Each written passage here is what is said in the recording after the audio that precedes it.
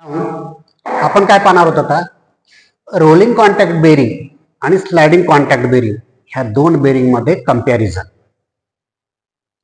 Rolling contact bearing आणि sliding contact bearing यांच्यामध्ये comparison आपण बघणार आहोत. डिफरन्शिएट. तर फर्स्ट पॉइंट, पहिला पॉइंट काय आहे रोलिंग कॉन्टॅक्ट बेरिंग साठी?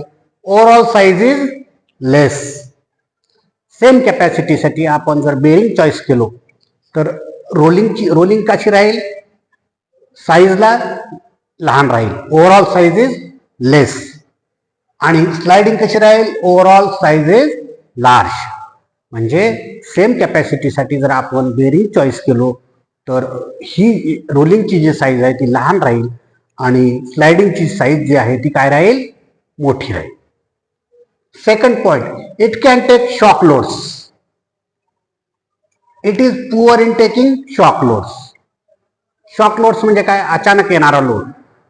त्या शाफ्टवर अचानक येणारा load it can take shock loads. म्हणजे रोलिंग कॉन्टॅक्ट बेरिंग ज्या प्रकारे ज्या ऍक्टिव्हिटीनं शॉक लोड ऍब्सॉर्ब करेल त्या मानानं ह्याच्या कंपॅरिझन मध्ये, रोलिंगच्या कंपॅरिझन मध्ये स्लायडिंग कॉन्टॅक्ट बेरिंग जी आहे ती काय आहे? पुअर आहे. कशासाठी? शॉक लोडसाठी. Third point, long life through simple maintenance. आणि ही आहे life is less compare with the rolling contact bearing. थोड्याशा मेंटेनड मध्ये हिचं लाईफ कसं आहे? Long life, simple maintained. Long life आणि सिंपल मेंटेनड. तेच स्लायडिंग कशी आहे? Life is less. म्हणजे रोलिंग कॉन्टॅक्टच्या कंपॅरिझन मध्ये स्लायडिंग कॉन्टॅक्ट बेरिंगचं लाईफ कसं आहे? कमी आहे. चौथा point, it is easy to estimate life. It is difficult to estimate life. Life estimate करण्यासाठी रोलिंग कॉन्टॅक्ट बेरिंग ही कशी आहे? इझिली आहे. आपण इझिली लाईफ एस्टिमेट करू शकतो. कोणाच्या कंपेअरमध्ये? स्लायडिंग कॉन्टॅक्ट बेरिंगच्या कंपॅरिझन मध्ये. पाचवा आहे, it is required to continuously lubricant supply. आणि याच्यात काय लिहिलं? It is not required to continuously lubricant supply.